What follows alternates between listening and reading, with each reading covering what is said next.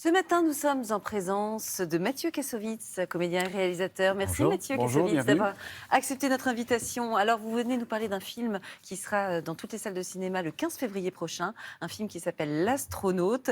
Vous jouez, je vais le pitcher, ou alors vous voulez le faire ou je le fais? Allez-y. Allez, vous jouez Faites votre travail. un ancien astronaute qui va aider un ingénieur aéronautique à réaliser son projet secret, celui d'aller dans l'espace. On regarde la bande-annonce et puis on parle du film ensuite. Avec plaisir. Depuis tout petit, je me vois là-haut. C'est une plaisanterie.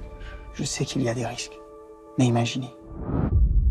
Le premier vol spatial habité amateur de l'histoire. Je vais rencontrer Alexandre Ribot. Pense à autre chose, mon vieux. Quand tu te réveilleras, tu verras que tu auras passé ta vie à courir après quelque chose d'impossible. C'est un des plus grands astronautes français. Et lui, il croit en moi, il croit en mon projet. C'est pour parler de là-haut, je suis toujours partant. Ça fait 8 ans que je travaille sur cette fusée. Du beau travail. Enfin, à 2 ou 3 détails près.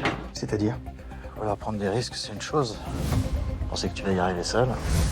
j'ai un ami qui me donne un coup de main. Et puis il y a ma grand-mère. T'as besoin d'un mathématicien, au moins pour tout vérifier et suivre le vol depuis le sol. Jim, il y a quelqu'un qui veut te voir à l'accueil. Qu'est-ce que vous voulez? Travailler sur votre projet? Bienvenue dans notre base secrète. Alors, il faut le préciser, c'est pas du tout un film de science-fiction. Ah non. C'est d'ailleurs pour ça que ça m'a plu.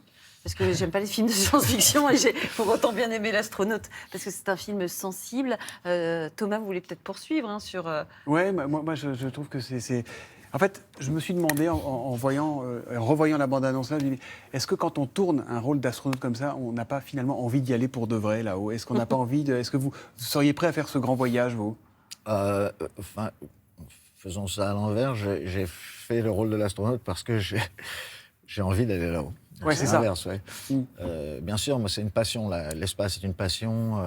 Depuis 20 ans, j'ai travaillé sur des projets que je devais faire dans l'espace, enfin, des choses très pointues. J'ai eu la chance de croiser les plus grands astronautes de notre époque et j'ai réussi je suis allé à la Cité des Étoiles en Russie, je suis allé à Houston. Et qu'est-ce qui a fait Texas. naître cette passion il y a 20 ans? L'intérêt à la science, la découverte de l'espace, l'ingénierie, l'intelligence humaine.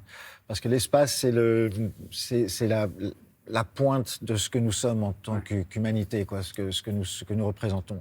Et le film représente bien ça, puisque ça nous amène, le film est l'histoire d'un jeune astronaute qui n'a pas réussi sa carrière à Ariane Group, à l'ESA, l'agence spatiale européenne, et qui décide malgré tout de fabriquer sa propre fusée, de faire son rêve. Il est 3e et Pesquet est numéro 1 dans le film. Voilà, en fait, parce que dans ces concours-là, pour entrer, il y a le premier, le deuxième qui est son binôme, Et le troisième, il compte pas. et le troisième, il compte pas. Alors à ce sujet, on a une question d'un vrai astronaute pour vous, c'est Jean-François Clairvoy.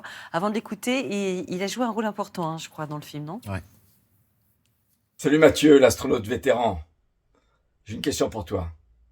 Si tu avais ton propre vaisseau spatial, quelle serait ta destination? Des stations spatiales, des planètes, d'autres galaxies comme dans Star Trek? Voilà, écoute, j'attends ta réponse et à très bientôt. Vous avez un ticket pour l'espace, vous allez où? Ah, mon Dieu. Je crois que...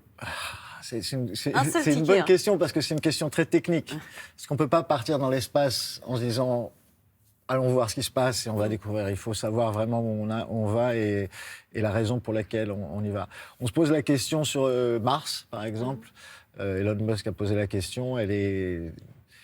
Et si on vous dit demain, voilà, il y a un voyage expérimental qui part vers Mars, on n'est pas sûr qu'il y ait un moi, je billet pars. retour. Ah, je pars, ouais. Même si vous n'êtes je pas sûr pars. de revenir. Je pars. Je pense que je pars. Ouais. Incroyable. Ah oui, c'est une... En fait, vous auriez presque pu jouer le rôle de Jim dans le film. Si j'avais été intelligent, j'aurais écrit ce film-là il y a 20 ans et j'aurais joué le rôle de Nicolas. C'est vrai?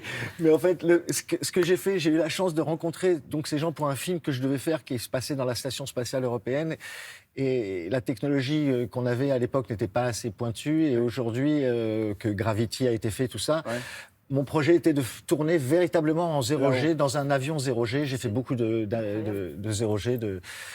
C'est un vol, c'est un avion qui part à 45 degrés et qui pique ensuite. Et pendant qu'il pique, vous flottez à l'intérieur. Et là, vous filmez. Et là, on devait filmer. On s'est rendu compte que c'était compliqué.